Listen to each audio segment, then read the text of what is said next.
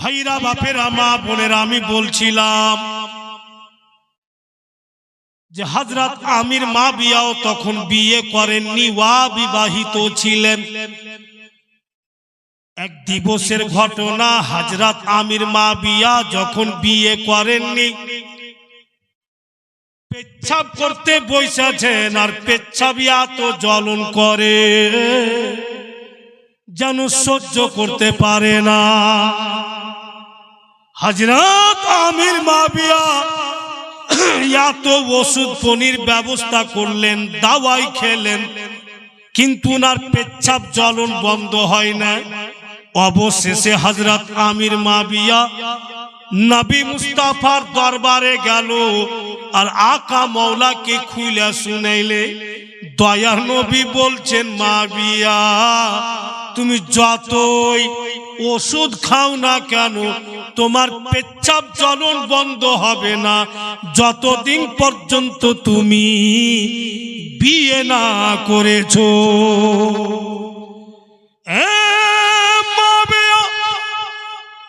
তুমি বিয়ে করো, তোমার পেচ্ছাব জ্বলন বন্ধ হবে।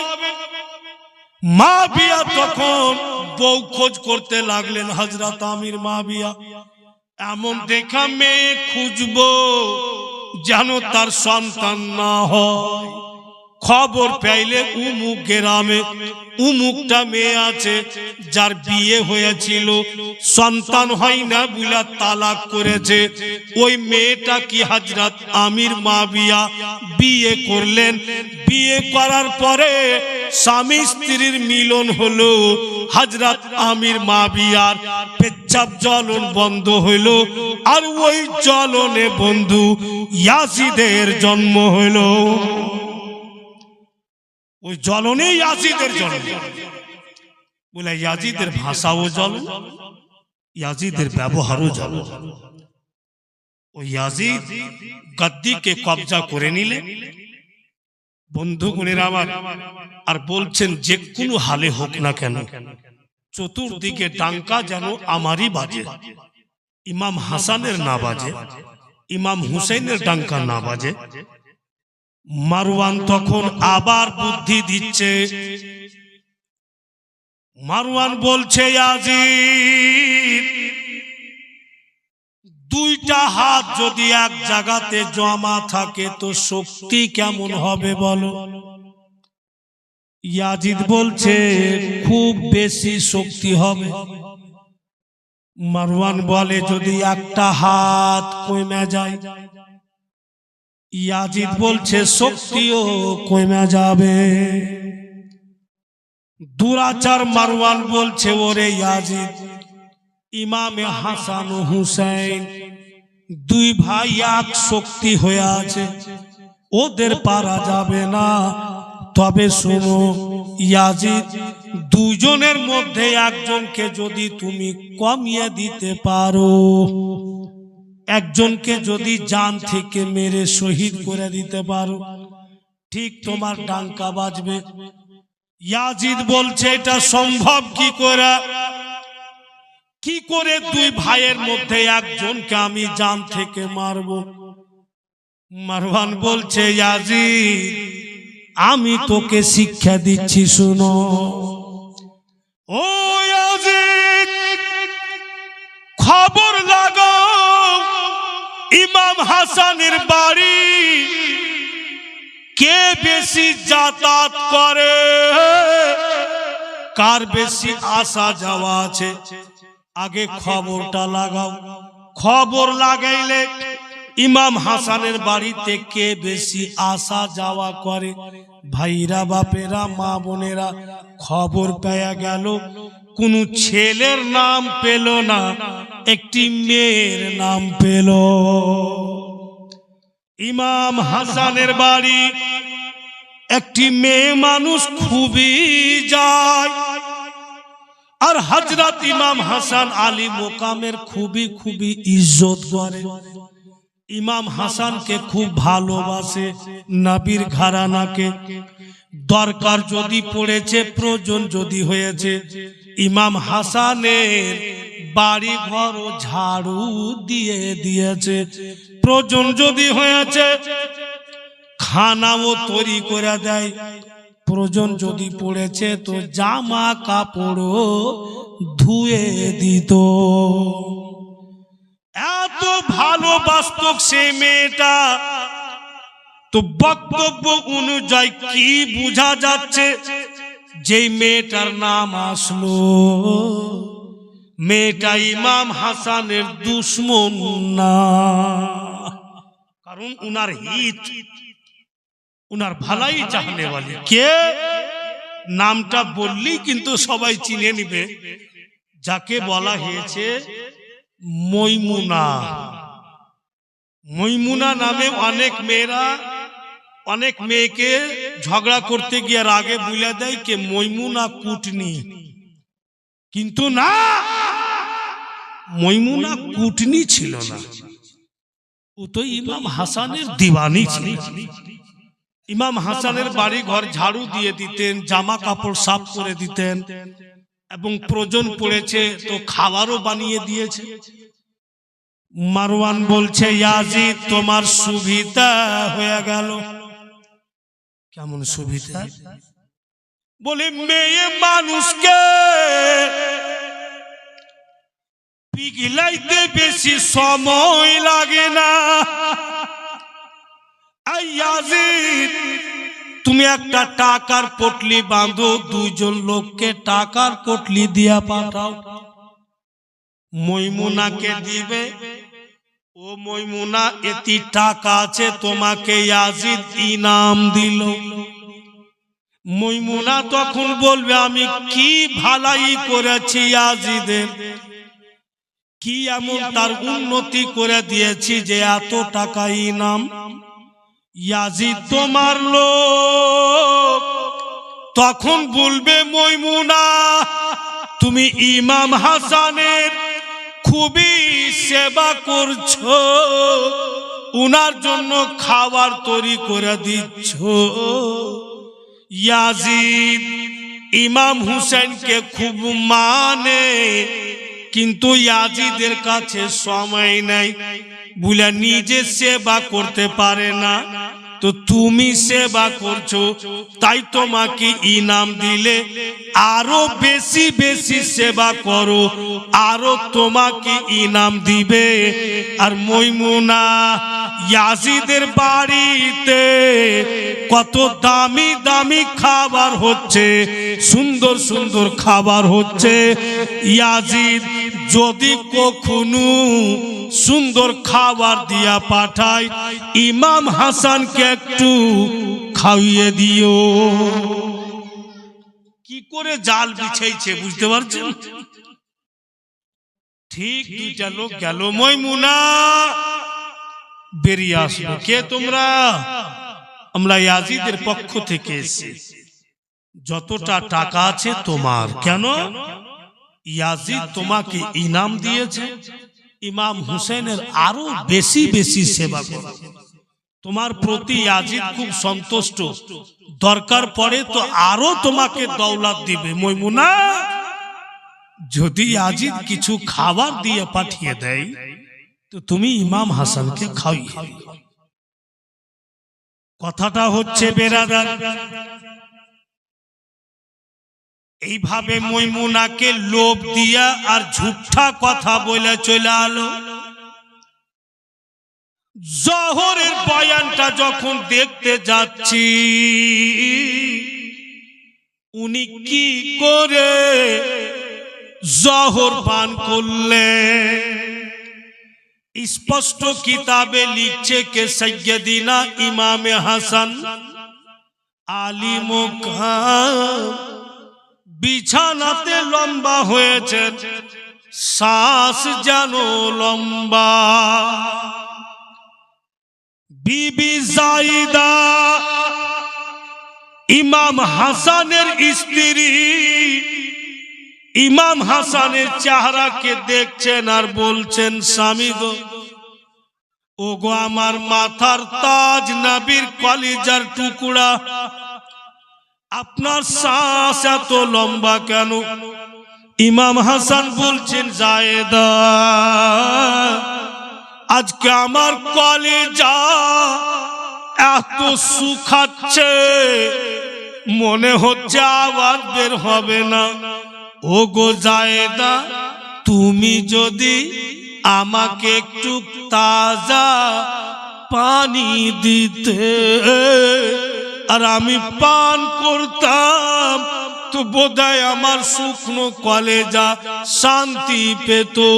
বিবি জায়েদা বলেন, ঠিক আছে, এটা কোনো বড় কথা নয়, আমি যাচ্ছি পানি আনতে, আপনাকে তাজা পানি দিব।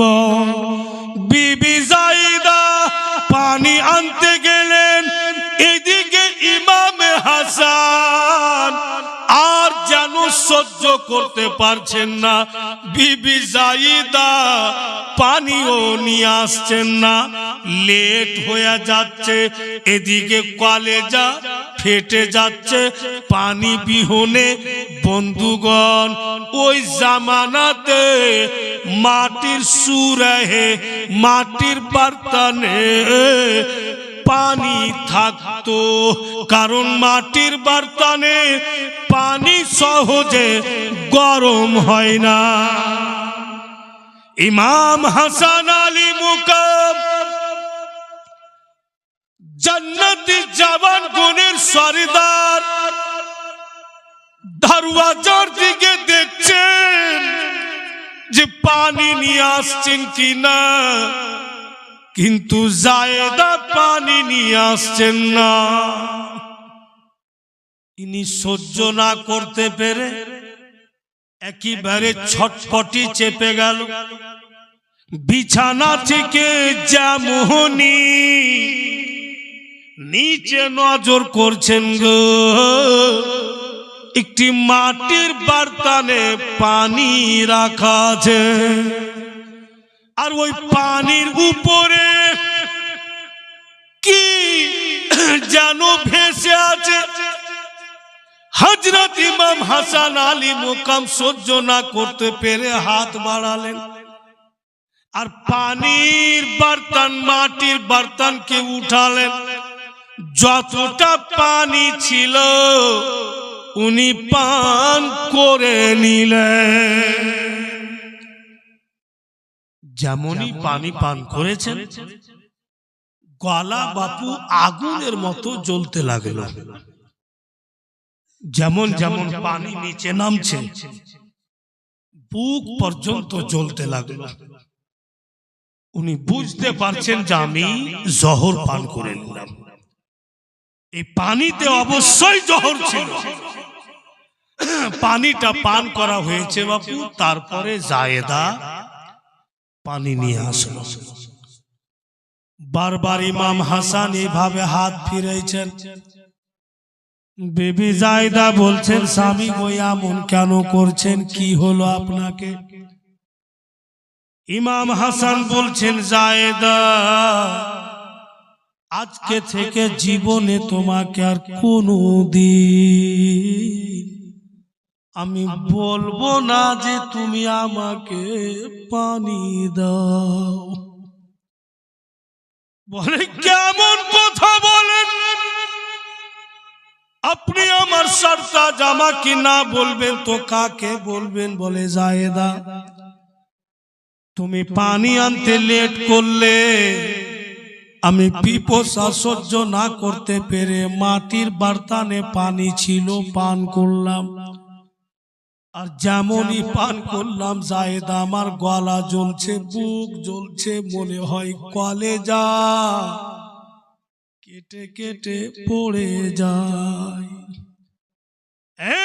জায়েদা তোমাকে মালুম নেই, এর পূর্বে আমি কয়েকবার জহর পান করেছি।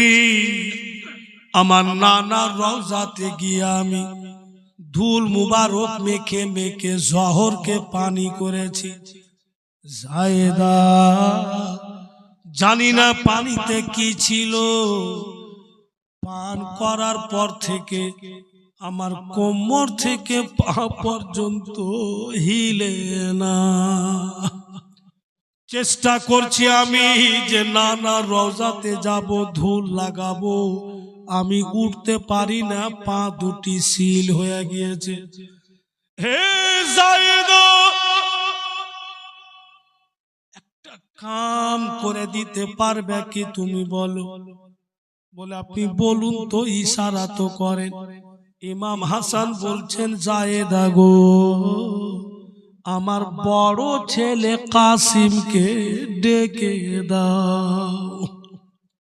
যেমন আওয়াজ দিলেন সাইয়্যিদিনা কাসিম, ইমাম হাসানের বড় বেটা কাসিম কি বল জওয়ানিতে কদম রেখেছেন, দেখার মতো ছেলে।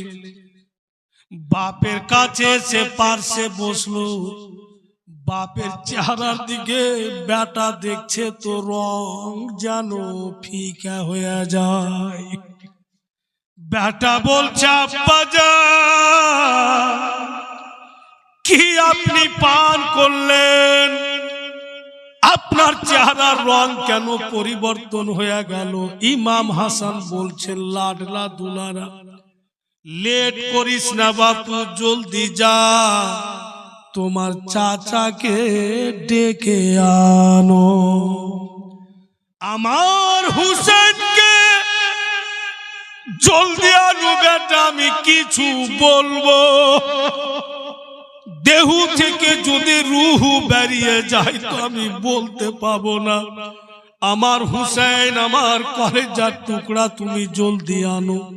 বন্ধু বোনেরা আমার, সাইয়্যিদিনা কাসিম বাপের পার্শ্বে বৈশা বলছে, আব্বা জান আমি যাব না, কারণ যদি আমি চলে যাই, আপনার দেহ থেকে রুহু বেরিয়ে যায়, আমি যে কিছু আপনাকে বলবো আমিও তো বলার সুযোগ পাবো না। এ বাপ বেটাতে আলোচনা করছে। কোন বেটা আছে বাপু যে ছেলের সামনে বাপ ছটফট করবে আর ছেলে ছেড়ে চলে যাবে?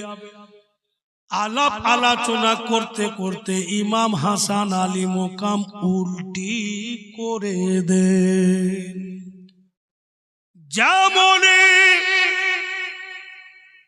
উল্টি করেছেন, সাইয়্যিদিনা কাসিম নিজের দোনো হাতকে বাড়িয়ে আব্বা জানের উল্টি গুলো হাতে ধরে নিলেন। বাপের উল্টি বেটা হাতে ধরলে, সুবহানাল্লাহ। দেখছে সাইয়্যিদিনা কাসিম পেটের নাড়ি যেন কেটে কেটে বেরিয়ে এসছে। ওই অবস্থায় মুখ দুখানা বন্ধ করে কাসিম দৌড় লাগালো চাচার কাছে, ইমাম হুসাইনের কাছে। গিয়া দেখছে ভাতিজা ইমাম হুসাইন আলী মোকাম যেন জায়নামাজ বিছিয়ে আল্লাহর ইবাদত করতেছে। ভাতিজা পিছন দিকে দাঁড়িয়ে আছে, কবে আমার চাচার নামাজ পড়া হবে, তো আমি চাচাকে নিয়ে যাব। ইমাম হুসেন আলী মোকাম সালাম ফিরালেন, দোয়া করলেন। দোয়া করে জায়নামাজ উঠিয়ে রাখলেন। ঘুরা দেখছেন তো ভাতিজার দোনো চোখে পানি, ছেলের দোনো চোখে যেন হা হা করে পানি ঝরে। কেমন চাচা ভাতিজা ছিলেন। চাচা কথা বলছে ভাতিজার সঙ্গে, দেখেন ইমাম হুসেন বলছেন, লাডলা তুমি তো আমার বড় বাপ, তুমি তো বড় বাপ রে বাপু, তোমার গোলাপ ফুলের মতো চেহারা, সুন্দর চেহারাতে তোমার পানি কেন? কি হয়েছে বেটা বলো। ভাতিজা তখন মুঠ দুখানা খুইলা চাচাকে দেখাইছেন। ইমাম হুসেন আলী মোকামে নজর পড়লো, বলে এইগুলো কি দেখাচ্ছ আমাকে? বলে চাচা জলদি চলুন, আমার আব্বা হয়তো এতক্ষণ আর বেঁচে নাই। উনি যে কি পান করেছেন, পেটের নাড়ি পর্যন্ত কেটে বের হয়। দৌড় লাগালেন, ভাইয়ের কাছে গিয়ে ইমাম হুসেন আলী মোকাম বসলেন। ভাইয়ের চেহারার দিকে দেখে বলছেন, ভাইজান কি আপনি পান করেছেন? কে আপনাকে জহর দিল? আপনি একবার আমাকে বলুন। ইমাম হাসান বলছেন, হুসাইন অত কথা বলার টাইম নাই, গলা ভাই আমার আগুনের মতো জ্বলে, মনে হচ্ছে কলেজা গলে গলে পড়ে যায়।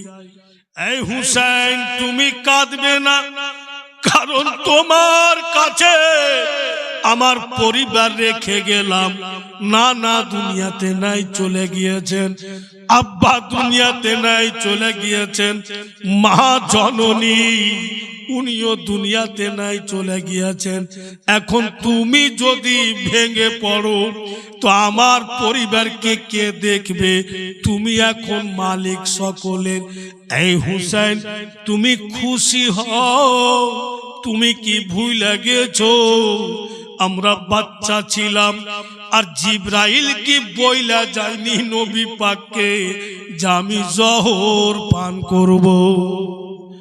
তখনই বলে গিয়েছেন আমি খুবই খুশি, কারণ যে আমার মা আমার শহীদের বদলে নানা জানের উম্মত উম্মতির গুনাহ মাফ করিয়েছেন। আমি আমার বুক জ্বলছে, সহ্য করছি, আমার পেটের নাড়ি কেটে যাচ্ছে, সহ্য করছি। এই জন্য যে আমার এই কষ্টের বিনিময়ে আমার নানার যত উম্মত উম্মতি জান্নাতি হবে। হে হুসাইন তোমাকে আমি একটি কথা বলবো, তাই ডাকলাম। তোমার বেটি আমার ভাতিজি সকিনাকে একবার ডাকো। আর যেমনই বলেছে চাচা যে আমার ভাতিজি তোমার বেটিকে ডাকো, তবতা লোক হাজরাতে সকিনা চাচার সিনার পার্শ্বে ভাতিজি বসলেন। ইমাম হাসানের হাতখানাকে ধরেছেন ভাতিজি। হাইরে চাচা ভাতিজির হাত ধরে নিজের বুকের উপরে হাত রাখলে। কি বলছেন ইমামে হাসান ভাতিজিকে? এই লাডলি সকিনা দুনিয়া জানে না রে মা, তুমি জানো আমি জানি। আমি তোমার বড় বাপ, তোমাকে কথা দিয়েছিলাম বেটি যে আমার মা নাই রে মা, আমার কাসিম বড় হয়েছে, আমার কাসিমের সঙ্গে তোমাকে বিয়ে দিয়ে আমি মা বানিয়ে নিব। কিন্তু বেটি আমাকে ক্ষমা করে দাও, তোমার চাচার উপরে তুমি কোনো দুঃখ রাখিও না, কারণ যে আমার জীবন সাথ দিলে না। ভাতিজি যেন পাগল হয়ে যায়, চাচার বুকের উপরে মাথা রেখে কত ফুটে ফুটে ভাতিজি কাঁদে। চাচা যান যেই দিন আপনি আমাকে বলেছেন আপনার কাসিমের সঙ্গে আমার বিয়ে দিবেন, সেই দিনই আমি আল্লাহকে সাক্ষী মেনে আপনার কাসিমকে নিজের স্বামী মেনে নিয়েছি। আপনার উপরে কোনো দুঃখ নাই, কিন্তু চাচা চলে যাবেন, আমাদের পুরা পরিবারের সাহারা তো আপনি। সৈয়দিনা ইমামে হাসান পুরা পরিবারকে ইমাম হুসেনকে সঁপলেন আর বললেন, এ হুসেন, তুমি আমাকে দাফন করার জন্য নানি যান হযরত উম্মুল মুমিনিন আয়েশা সিদ্দিকা রাদিয়াল্লাহু তাআলা আনহার কাছে যেও, উনার কাছে আদেশ নিয়ে চেষ্টা করিও আমাকে নানার গ্রাউন্ডের মধ্যে দাফন করা। এ হুসেন, নানার গ্রাউন্ডের মধ্যে নিয়ে যাবে, যদি ইয়াজিদের লোকেরা তোমার সামনে দাঁড়িয়ে যায়, নিয়ে যাইতে না দেয়, হুসেন তুমি লড়াই করবে না, তার সঙ্গে বিবাদ করিও না। যদি ইয়াজিদ সামনে দাঁড়িয়ে যায়, তার সাথে তলোয়ার নিয়ে তুমি লড়াই করবে না, ছেড়ে দিও। নানা রওজাতে তখন আর যেও না, তারপরে যেখানে তোমার দিল চাইবে আমাকে দাফন করে দিও। ইমাম হুসাইন বলেন, ভাইজান একবার তো বলতেন, কে আপনাকে জহর দিল? ইমাম হাসান আলী মোকাম বলছেন, আল্লাহর উপরে ছেড়ে দাও, এর বিচার আল্লাহ করবে, তুমি সেদিকার যেও না। এখানে বাপু আমি কি করে বলবো যে বিবি জায়েদা ইয়াজিদের দৌলতের লোভে জহর দিয়েছে? এখানে কি করে আমি বলবো যে ময়মুনা জহর দিয়েছে? কার নাম বলবো? যেহেতু জহর পান করনেওয়ালা করির নাম বলেনি, আল্লাহ তাআলাকে সঁপে দিয়েছে, তাই বলা যায় না।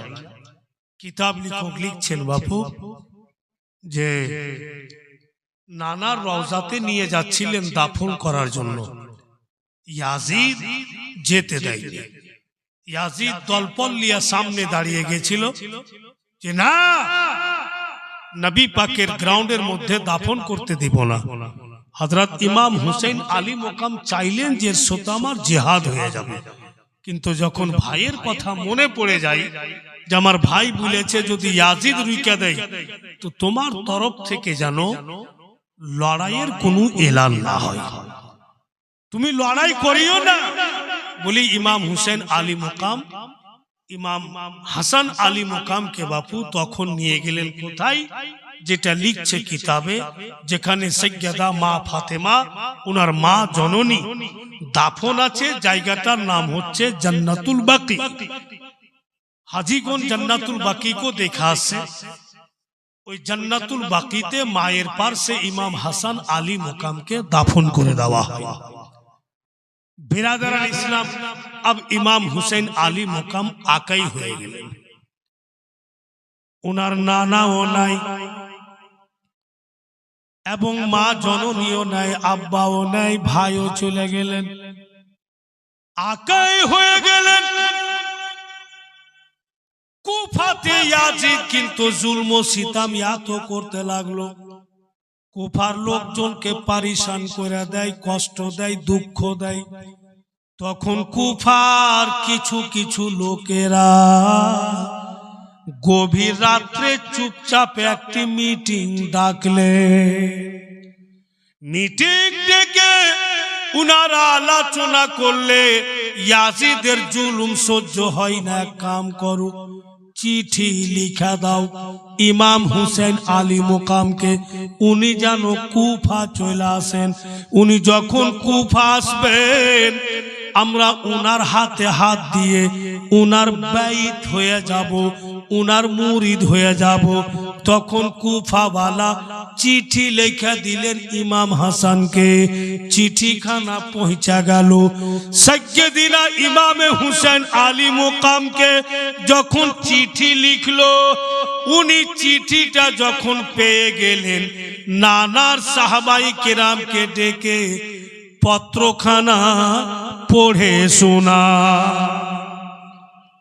সাহাবিয়ে রাসূলগণ ইমাম হুসাইনের সামনে বসে আছেন আর চিঠিখানা পড়ে শোনাচ্ছেন যে কুফাওয়ালা আমাকে ডেকেছে, কেমন করি।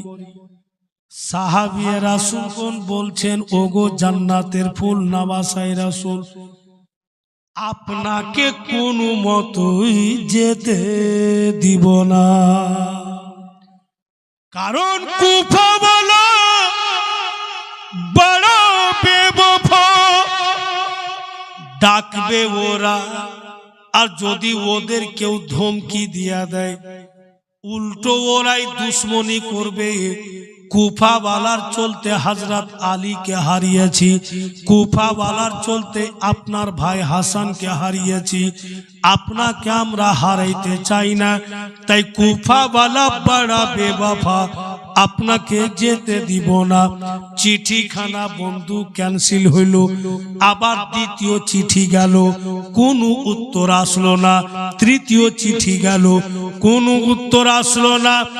স্পষ্ট কিতাবে লিখছে কুফাওয়ালা এক এক করে ইমাম হুসাইন আলী মুকামকে 150 খানা চিঠি দিল। 150 খানা চিঠি দিল। আর শেষ চিঠিতে লিখে দিয়েছে কুফার লোক, স্পষ্ট করে লিখে পাঠিয়ে দিয়েছে, ওগো নওয়াসায়ে রাসূল, জান্নাতের ফুল, আর আমরা পত্র লিখব না, আর আপনাকে চিঠি দিব না, এটাই আমাদের শেষ চিঠি। হুজুর গো, যদি আপনি কুফা না আসবেন, আমরা বাধ্য হয়ে ইয়াজিদের হাতে হাত দিয়ে ইয়াজিদের মুরিদ হয়ে যাব।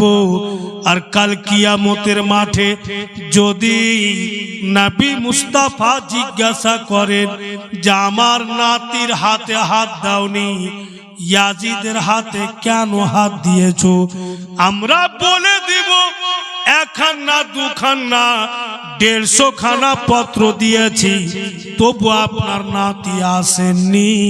তাই বাধ্য হইয়া ইয়াজিদকে খলিফা মেনেছি।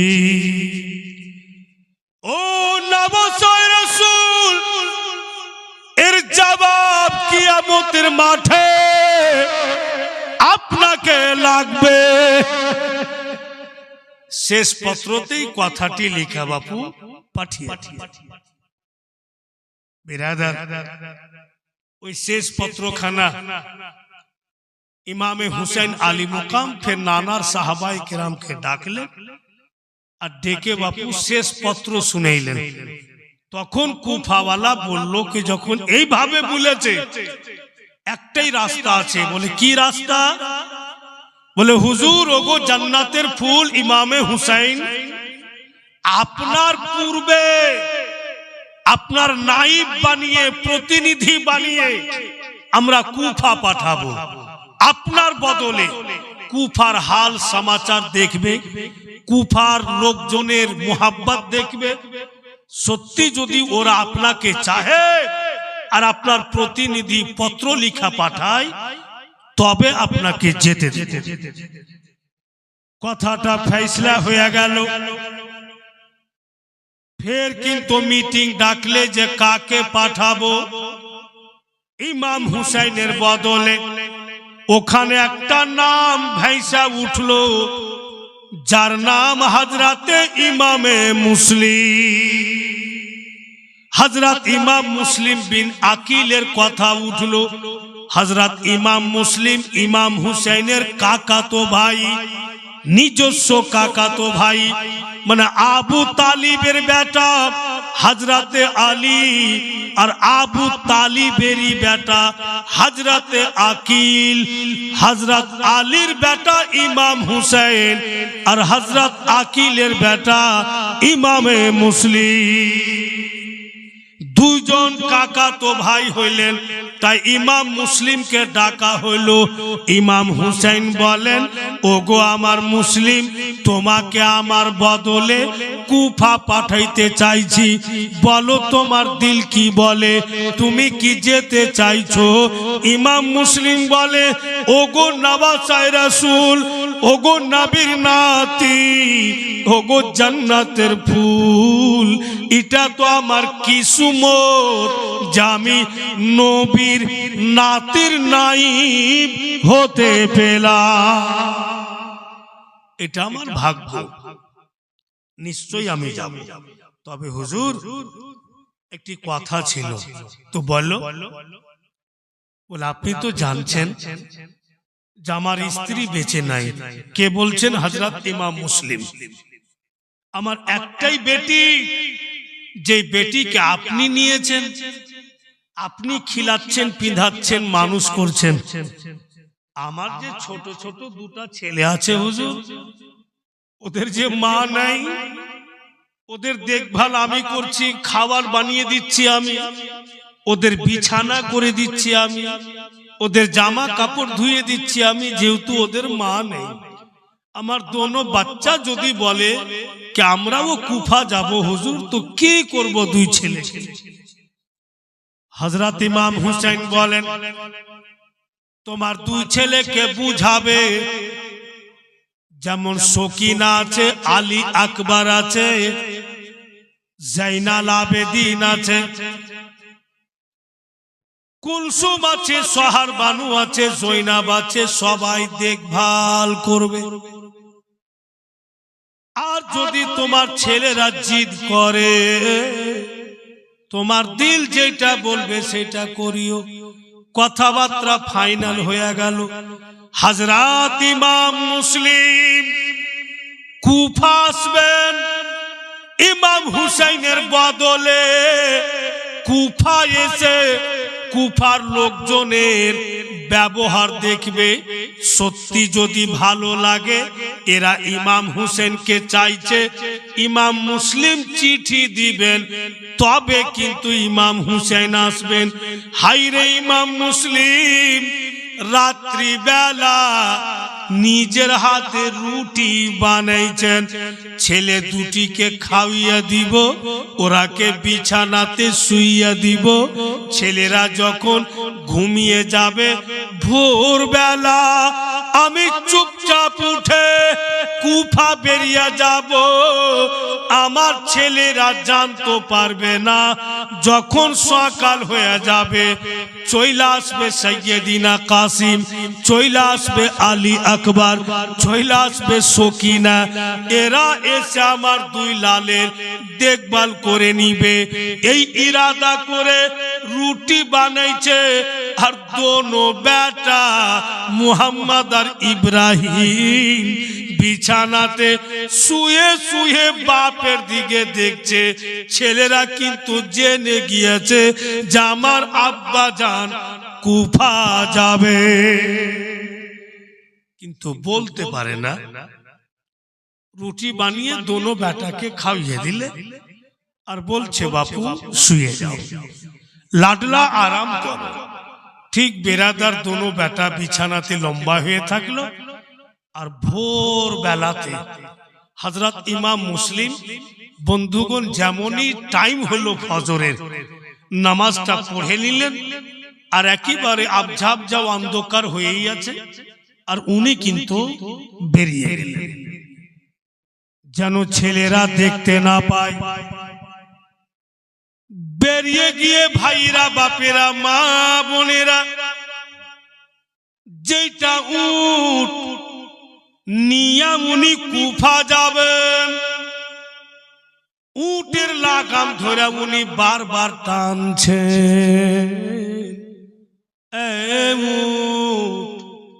আমারও কিসমত ভালো, তোমারও কিসমত ভালো।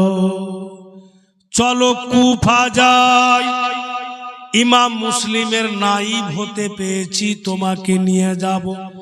এই বইলা জানোয়ারের লাগাম ধরে টানছে। হাইরে উট এক কদম আগে যাই না। এত চেষ্টা করছে, উট বন্ধুগণ আগে যাই না। ভাইরা বন্ধুগণেরা আমার, উট যখন আগে যাচ্ছে না, পারিশান হয়ে গেল হযরত ইমাম মুসলিম, যে ব্যাপার কি আগে কেন যায় না? এত টানছে কিন্তু উট আগে বাড়ে না। উট বারবার নিজের মাথা পিছন দিকে ঘুরিয়ে ঘুরিয়ে দেখে। ইমাম মুসলিম রাদিয়াল্লাহু তাআলা আনহু ভাবছেন পিছন দিকে কি আছে, এই জানোয়ার কেন আগে যায় না, পিছন দিকে কেন ঘুরে ঘুরে দেখে। ঘুরে যখন দেখছে বারবার উট, ইমাম মুসলিম লাগাম ছেড়ে উটের পিছন দিকে যাচ্ছে গো। হযরত ইমাম মুসলিমের দোনো বেটা মুহাম্মদ আর ইব্রাহিম উটের পিছন দিকের পা দুটি ধরে বসে আছে। জানোয়ার পা উঠাই না, নবীর ঘরানা আমার পা ধরে বসে আছে। পা উঠাবো, দোনো নাজুক ছেলে কষ্ট পাবে, আঘাত পেয়ে যাবে, ব্যথা পাবে, তো আল্লাহর নবী আমার প্রতি অসন্তুষ্ট হবে। জানোয়ার পর্যন্ত নবীর ঘরানাকে কষ্ট দিতে চাই না। বলুন দেখি ও ভাইরা, বাপিরা, মা বোনেরা, বেটিরা, বেজুবান জানোয়ার উট সে যদি নবীর আলো আওলাদকে, নবীর ঘরানাকে কষ্ট দিতে না চায়, আব যদি কোনো ইনসান, কোন মানব জাতি নবীর আওলাদের শানে গুস্তাখি করে, কষ্ট দেয়, বলুন তো ওদের হাসর কি হবে? দোনো বেটাকে বলছে, ছেলেরা তোমরা উটের পা ধরে বসে আছো।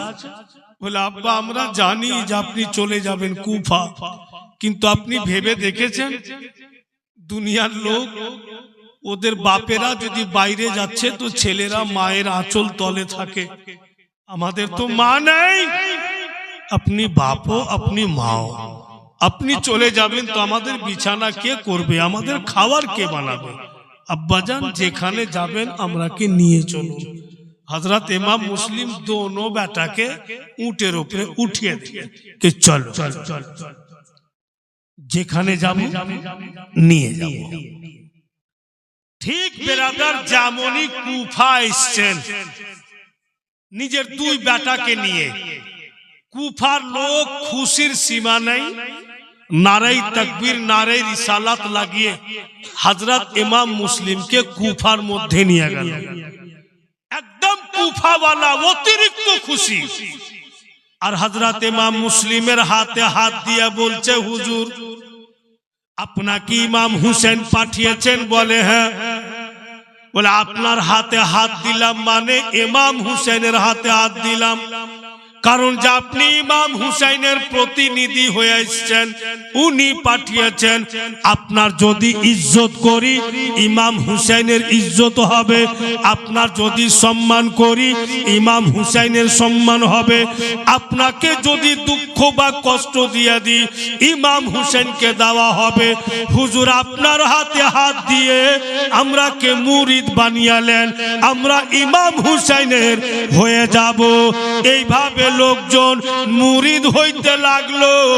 লিখছে কিতাবে বাপু, একজন দুইজন না, মুরিদ হইতে হইতে 12,000 কুফি থেকে 22,000 পৌঁছে গেল। আপনারাই বলুন 22,000 লোক যদি ইমাম মুসলিমের পক্ষ হয়ে যায়, ইমাম মুসলিমের হাতে হাত দিয়া দেয়, উনি কি বুঝবেন সত্যি এরা ইমাম হুসাইনের দিওয়ানা। তখন বাপু উনি চিঠি লিখে দিলেন, হুজুর কুফা চলে আসুন, কুফার লোক বড়া আপনার দিওয়ানা। 22,000 কুফি আমার হাতে হাত দিয়ে আপনার হয়ে গেছে। এই বলে চিঠি ইমাম মুসলিম লিখা পাঠিয়ে দিলে ইমাম হুসাইনকে। আর চতুর্দিকে ইমাম হুসাইনের ডাঙ্কা বাজতে লাগলো, চতুর্দিকে আলাপ আলোচনা হইতে লাগলো। আর বেরাদার দুশ্মনরা কিন্তু জয়লা আগুন হয়ে যায়। যাদের দিল সাফ থাকে না, আপনাদের দেশও হচ্ছে, আমাদের দেশও হচ্ছে, সহ্যই করতে পারি না। যদি কোনো লোক তারাক্কি করছে তো কেউ হয়তো বাপু দুয়া দিচ্ছে, তো কেউ ফের বেরাদার ফের বাদদুয়া দিচ্ছে। কেউ খুশি মানাইছে যে আমার গ্রামের ছেলের তারাক্কি হচ্ছে, তো কেউ ফের বাপু উল্টা পুল্টা বকছে আর খুদ ধুড়া বাড়াইছে। আর মানুষ যখন যার খুদ ধুড়বে কিনা পানি খাওয়ার পিছে লেগে যাবে, তো ভুলও যদি না থাকে তো বানিয়াও ভুল বের করবে। বেরাদার আমার একটি কথা মনে আছে, বলে দিই আপনাদের। আমি আমার আব্বাকে বলছিলাম যে আপনি খোট্টা মহলে আমার বিয়ে দিলেন, আমার চলবে না, ওদের সাথে আমার অ্যাডজাস্ট হবে না। আমার আব্বা যখন হজ করতে যায় আমাকে ডেকে মায়ের পাশে বসে আর আমাকে বলছে, শুন বেটা শুন, আমি তো হজ করতে যাচ্ছি আর আমার ফিল্ডের মালিক তুই, আর তোর দ্বারাতেই আমার নাম হবে, বদনাম হবে। তো বেটারে শুন বাবা, স্ত্রীর 4টা দিক দেখিস, 2টা দিক যদি ভালো থাকে আর 2টা দিক যদি খারাপ থাকে, তো খারাপ দিকটাকে ছেড়ে দিস বেটা, আর ভালো দিককে দেখে ঘর সংসার করে খাস। যেমন আমাকে নসিহত করছে আমার বাপ, যে একজন পীর সাহেব বুজরুগ অনেক মুরিদ করেছে, মুরিদ খুব দিওয়ানা পীর সাহেব। তো মুরিদরা বলছে চল তো হুজুরের বাড়ি থেকে ঘুরে আসি। আমার বাপ মৌলানা তৈমুর রহমান কালিনী উনি আমাকে বলছেন, আর আমার মা বৈশা আছেন। মা ফের বলছেন যে আমার ছেলে কি ছোট্ট বড় হয়ে গেছে, এগুলা কি হিসাব শুনেছেন? বলে চুপ, যা বলছি বলতে দে। বলে পীর সাহেব মানুষ, মুরিদরা গেলছে পীর সাহেবের বাড়ি ঘুরতে, আওয়াজ দিচ্ছে হুজুর বাড়িতে আছেন কি? তো পীর সাহেব নি জানলা দিয়া বলছে কে? তো বলছে আমরা হুজুরের মুরিদ, আমরা পীর সাহেবের সাথে দেখা করতে আসলাম। তো পীর সাহেব নি বলছে বেটা, আমাকে বলছে আমার বাপ যে পীর ধুড়া পাও, ঘাটিয়া পীরের মুরিদ হয়েছে। মানে ওর স্ত্রী বলছে ই কোন পীরের লাই, মুরিদেরকে ভাই মাথা খারাপ হয়ে, ওর স্ত্রী বলছে যে কোন পীরের লাই, তাহলে আমরা কোন পীরের মুরিদ হয়েছে? ওর স্ত্রী বলছে ঘাটিয়া পীর। মুরিদেরকে ভাই মন খারাপ, ঘুরে কিন্তু বাড়ি চলে গেছে। তো বাড়ি যাইছে তো ওই পীর সাহেবকে দেখছে যে বাঘের পিঠের উপরে সাওয়ার হইয়া পীর সাহেব চলে আসছে। মুরিদেরকে আরো মাথা খারাপ যে হুজুর নি বললো যে আমারকে হুজুর ঘাটিয়া পীর, তো ফের বাঘকে কেমন করে কাবু করে আসলো? কেমন করব আমরা, কার উপরে বিশ্বাস করব? দেখা তো পীর সাহেব তো চিনতে পারছে এটি আমার মুরিদ। কোথায় গেছিলা বাবা? হুজুর আপনার বাড়ি গেছিলাম। তো তোমাদের চোখ মুখ ভারী কেন? হুজুর বলতে লজ্জা লাগছে। বলে লজ্জার কি আছে বলো? বলে হুজুর আপনার স্ত্রী বলছে যে আপনি ঘাটিয়া পীর। তো পীর সাহেব মুস্কি মেরা হাসছে, মুরিদ বলছে পীর সাহেব হাসছে। বলে চল চল, আমার স্ত্রী না বলেছে? বলে হ্যাঁ।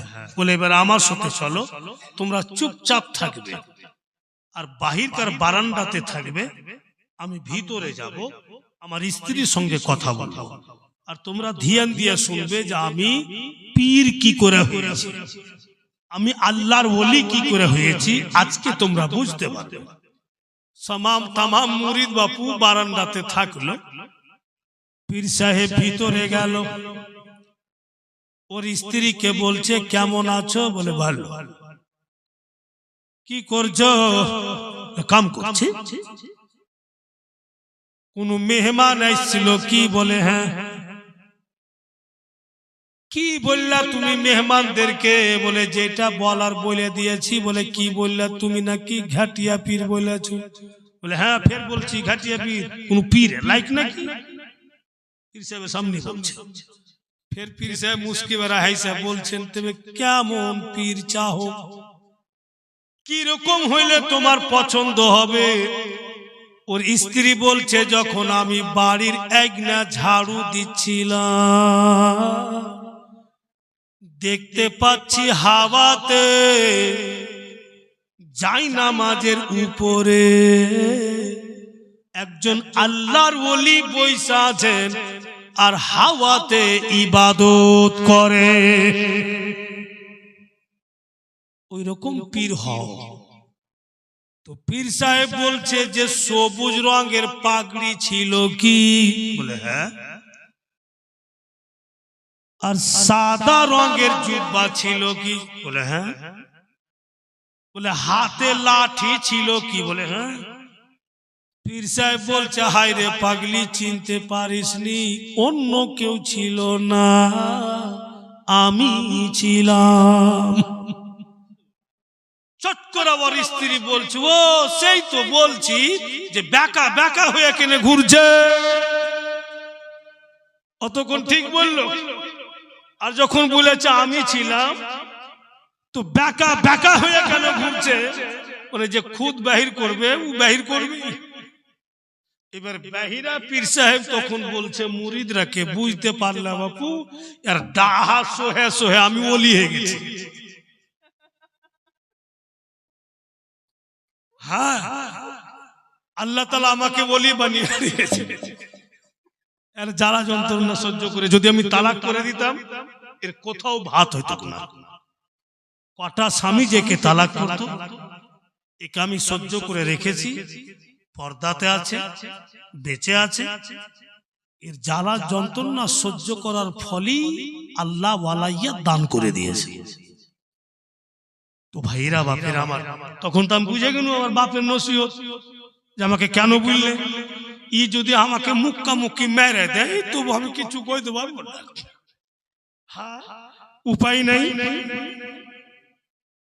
বেরাদারান ইসলাম ভাইরা বাপের আমার, বন্ধু গুণেরা, তো খুদ বাহির করছে, চিঠি চলে গেছে।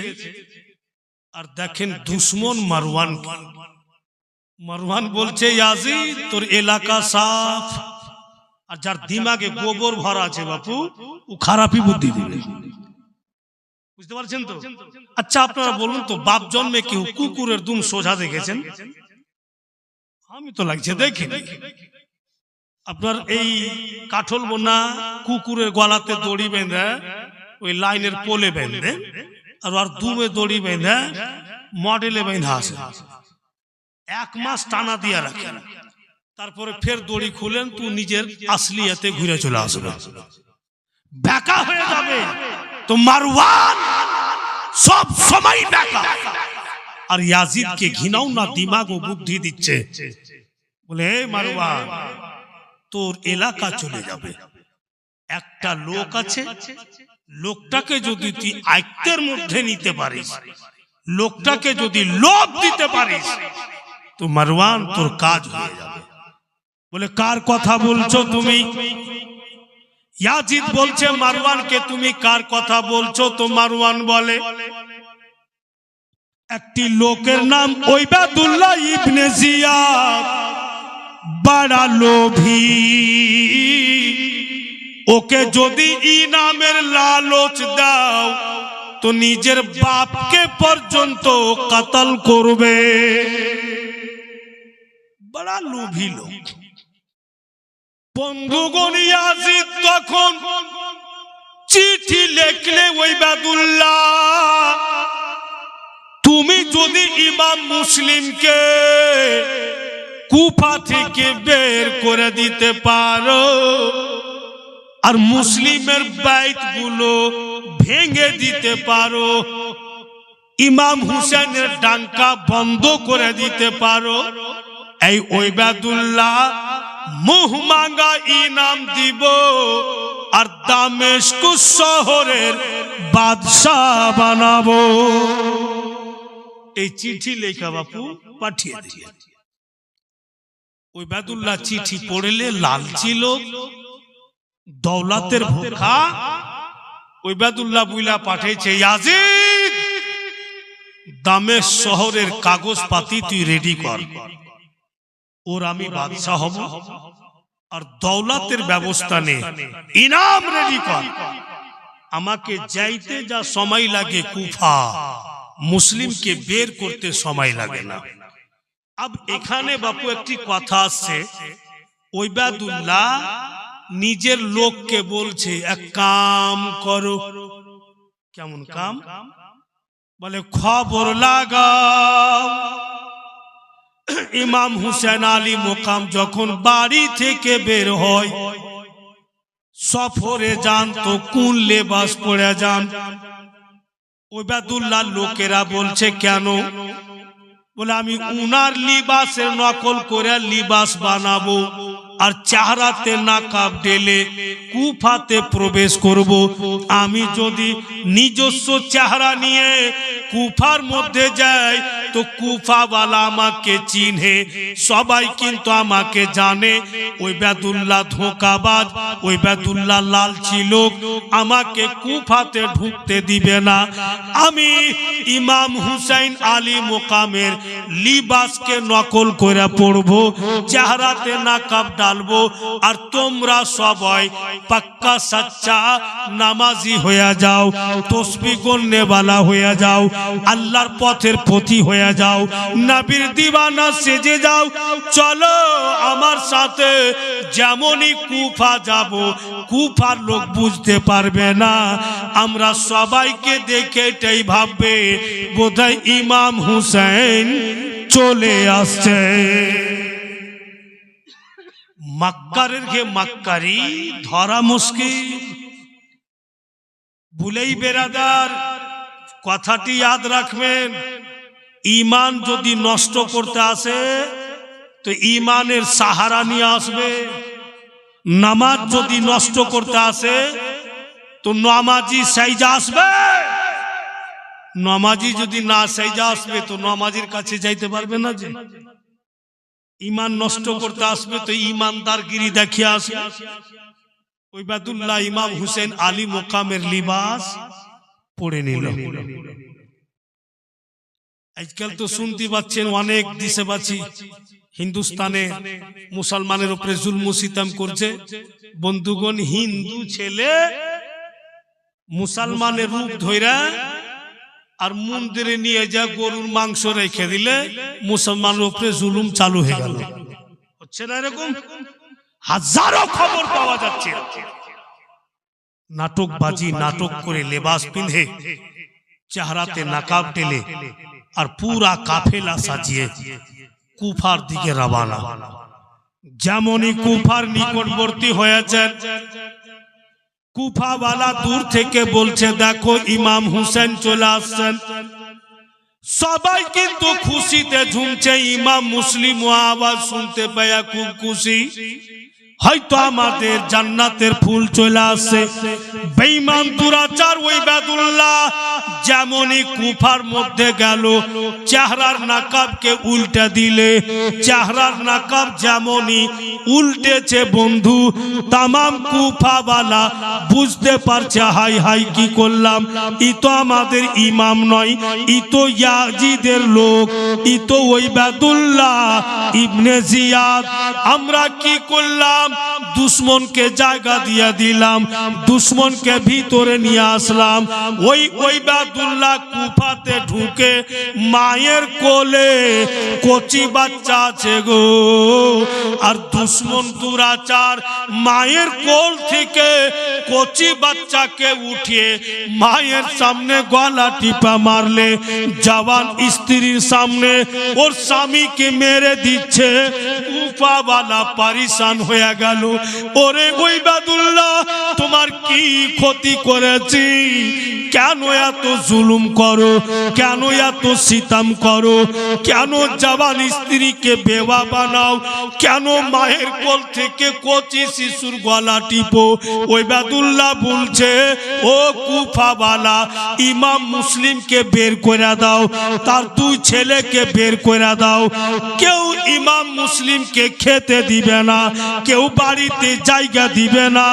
যদি তোমরা জায়গা দিয়েছো ওবায়দুল্লাহ ইবনে জিয়াদ কাউকে ছাড়বে না, প্রত্যেক পরিবারে জুলুম করবে। ওই যে বলেছেন সাহাবিয়ে রাসূলগণ ইমাম হুসেনকে, হুজুর কুফাওয়ালা বড় বেওয়াফা, ওরাই ডাকবে, আর যদি ওদের কেউ ধমকি দিয়া দেয় ওরাই ফের জুলুম করবে। ওবায়দুল্লাহ যেমনই ধমকি দিলে কুফাওয়ালা হযরত ইমাম মুসলিমকে ছেড়ে দিল। যারা কথা বলতো বলে না, যারা খেতে দিত নজর উঠিয়া দেখে না, আস্তে আস্তে কুফাওয়ালা কাটতে লাগলো। হযরত ইমাম মুসলিম নিজের দোনো লাডলা দুলারাকে নিয়ে বসে আছেন। আল্লাহ কি করি, এই কুফাওয়ালা পাল্টা গেল, আমাকে শহীদ করা দেয় কোনো কথা নেই, আমার দুই ছেলেকে শহীদ করা দেয় কোনো কথা নেই, কিন্তু আমি যে চিঠি লিখে দিয়েছি ইমাম হুসেন আলী মোকামকে, উনি যদি চলে আসেন তো কি হাল হবে। এই চিন্তায় চিন্তিত হলেন। নিজের দুই বেটাকে, একজন সাহাবিয়ে রাসূল যার নাম লিখছে কিতাবে কাজী শরীর বাড়িতে গিয়ে হযরত ইমাম মুসলিম নিজের দোনো কলেজার টুকরাকে সঁপে দিলে, ওগো কাজী শরীর আমার ছেলেদের মা নেই, এরা মায়ের আদর পায়নি। কুফাওয়ালা জুলম সিতম করতে লাগলো। এরা 150 খানা পত্র দিয়েছিল, তবে আমাকে পাঠিয়েছেন ইমাম হুসেন, কিন্তু কুফাওয়ালা বড়াই বেওয়াফা, বলা যায় না কবে যে আমার উপরে জুলুম করবে, তাই আমার দুই বেটাকে সঁপে দিলাম।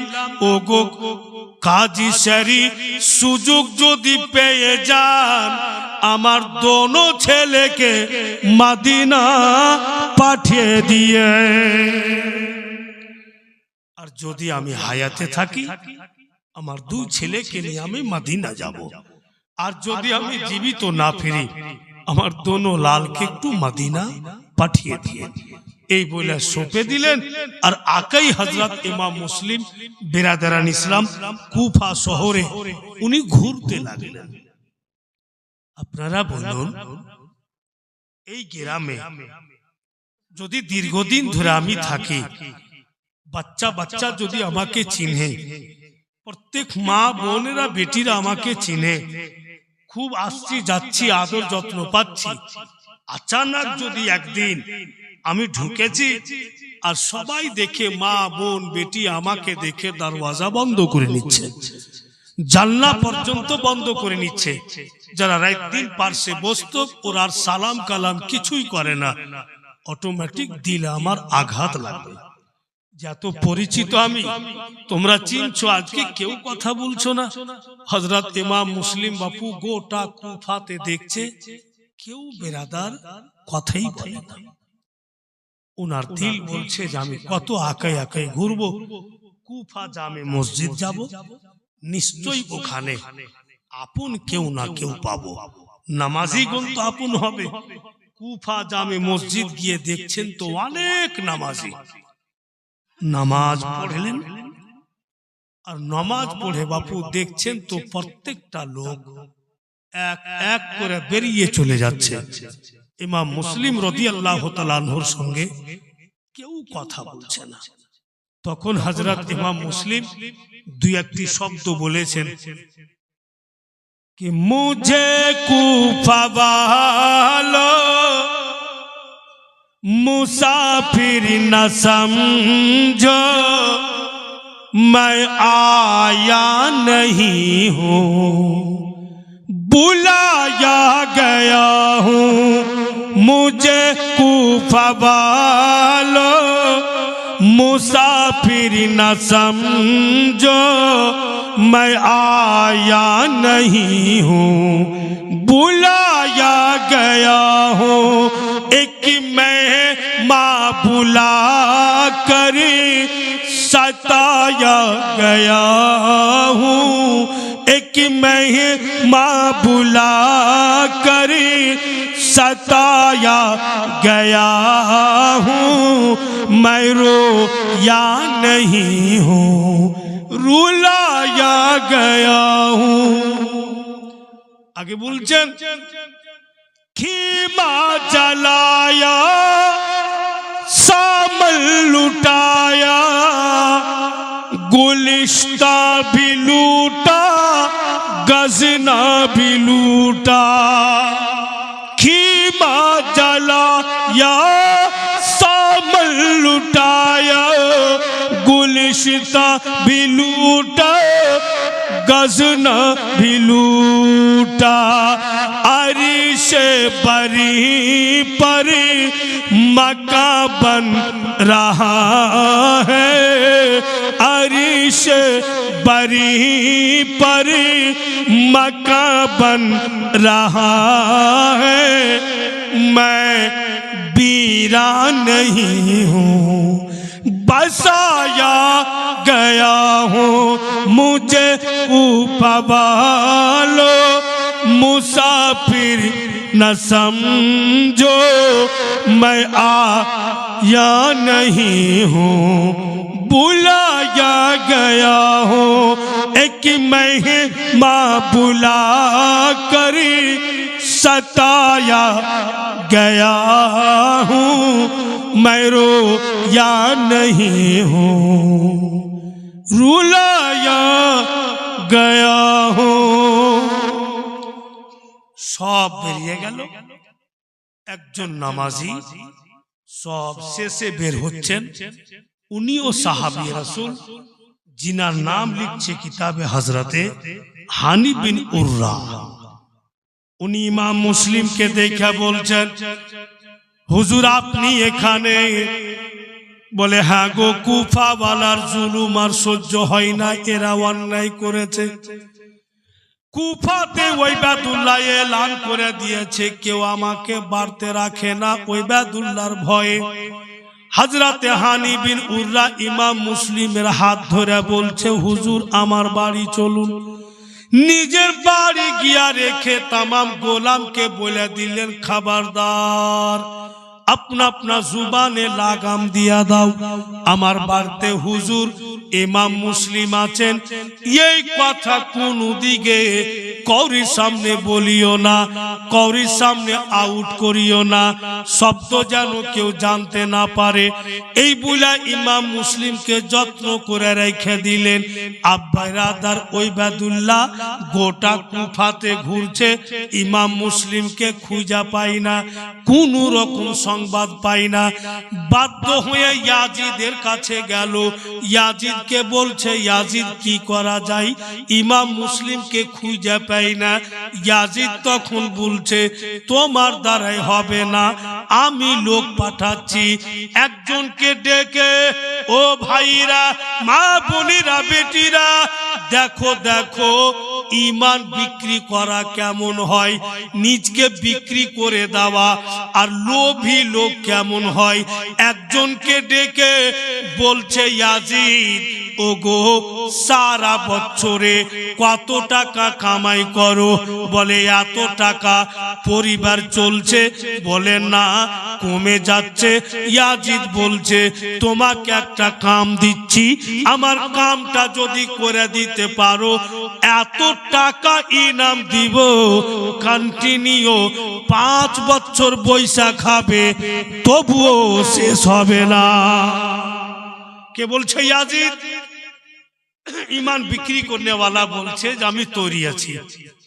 তখন বলছে যে মাথায় টুপি লাগাও, নামাজি সাজো, এই টাকার পটলি লাও, কুফা জামে মসজিদ চলে যাও, মসজিদের কোনাতে বসে রিয়াকারী কান্দন কাঁদবে। এমনি তুমি কাঁদবে, মসজিদ থেকে বের হবে না, নিশ্চয়ই তোমাকে কেউ না কেউ বলবে কে তুমি?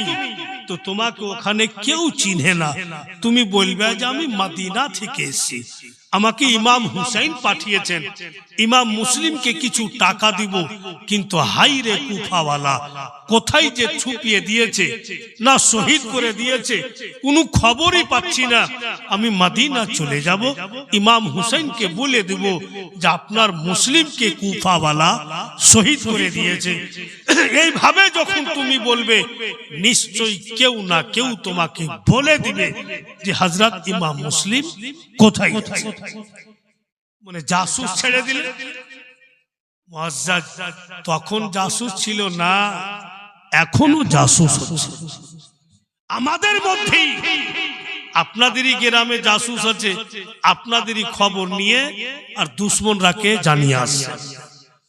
কিন্তু আপনারাও বুঝতে পারছেন না, আমরাও বুঝতে পারছি না, মার যার যেটা কাম ও বাপু করতেই থাকছে। জাসুসকে যেতে দেন কুফা জামে মসজিদ, আমরা আপনার বাড়ি যাব। তবে একটি কথা, যে আগামী কালকে হচ্ছে আমাদের শেষ প্রোগ্রাম, আখেরি প্রোগ্রাম। তাই সমস্ত ভাই বেরাদার ছেলেরাকে আর মা বোনেরা বেটিরাকে বলবো যে অবশ্যই আগামী কালকে দলে দলে যোগদান করে আসবে। এই জন্য যে কথা হচ্ছে মায়েরা, যে একজন ব্যক্তি জলসা সুনার দিওয়ানা, কিন্তু কাজে কামে গরিব মানুষ যেতে পারে না। এত তাড়াহুড়া করছে মা, কিন্তু পৌঁছিতে পারলো না। যখন জালসাতে বলছে কি ইয়া নবী সালাম আলাইকা, কিয়াম করতে খাড়ো হইল, তো লোকটা ওর স্ত্রীকে বলছে জলদি চলো জলদি চলো। জলসা শুনতে পেলাম না, কমপক্ষে শেষ अंतिम প্রোগ্রামে দুয়াটা ধরে দুয়াতে শামিল হব বলে স্বামী স্ত্রী আসছে। আল্লাহ तमाम ফেরেশতাকে বলছে দেখো দেখো আমার বান্দা বান্দিকে কত আমাকে ভয় করে। জলসা শুনতে পাইনি, জীবনই শুনতে পাইনি, কিন্তু শেষ দুয়াতে যাচ্ছে। আল্লাহ বলছেন এদের প্রতি আমি সন্তুষ্ট হইলাম, এদের পিছনকার যত গুনাহ আমি এক্ষুনি মাফ করে দিলাম। দুয়াতে শামিল হতে আসলো তো জীবনের तमाम গুনাহ আল্লাহ মাফ করে দিলেন। ছেলেরা লাগিয়ে দিয়েছে, কালকে শেষ রজনী अंतिम প্রোগ্রাম। আমারও বাপের নামে দোয়া হবে, আপনাদেরও বাপ দাদার নামে দোয়া হবে, আপনারা যারা গিয়েছে ওদেরও নামে দোয়া হবে, সবারই নামে ইনশাআল্লাহ নিশ্চয়ই দোয়া হবে। একবার পুরা মজমা মোহাব্বতে দুরূদ শরীফ পাঠ করুন, আল্লাহুম্মা জোরে।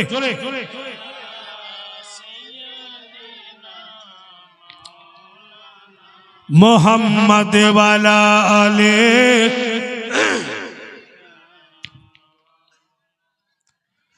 सल्लल्लाहु ताला अलैहि वसल्लम। जोरे एकटू बोलें तो सुभान अल्लाह बोलुन, या रसूल अल्लाह। एक बारे छोट्टो हबे तारपर इंशाल्लाह दुआ हबे। आमी जे तुम्हार दीवाना ओ गुसाए मदीना, आमी जे तुम्हार दीवाना ओ गुसाए मदीना, तुम्हारी मतो दयारी नबी आर जे पाबो ना, তোমারি মতো দয়ার নবী আর যে পাবো না। যেখানে রাসূলুল্লাহ, যেখানে রাসূলুল্লাহ সেখানে যে আল্লাহ, যেখানে রাসূলুল্লাহ সেখানে যে আল্লাহ। এই কথাটি মিথ্যে নয়, কুরআন খুলে দেখো না। এই কথাটি মিথ্যে নয়, কুরআন খুলে দেখো না।